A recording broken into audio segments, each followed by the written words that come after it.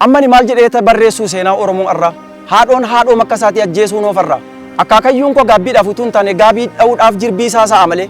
dhugaama isaa dubbachuuf waa'een Oromoo irraa gara makona gubaam giddiinaa sa'a malee Oromoon inni durii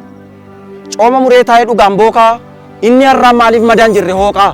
Oromoon inni durii bineensa mirgaa ajjeesee galee dibatee sirba Oromoon inni irraa olii masaa ajjeesee galee dhiichisa sirba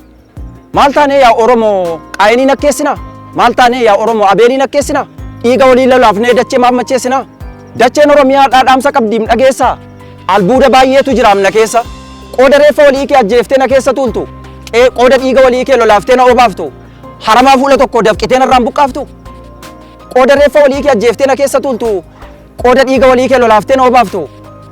albuuda na keessa jiru dafqitee na keessaan baaftu mee na dhaggeeffadhaa mee waan nu baasu bareera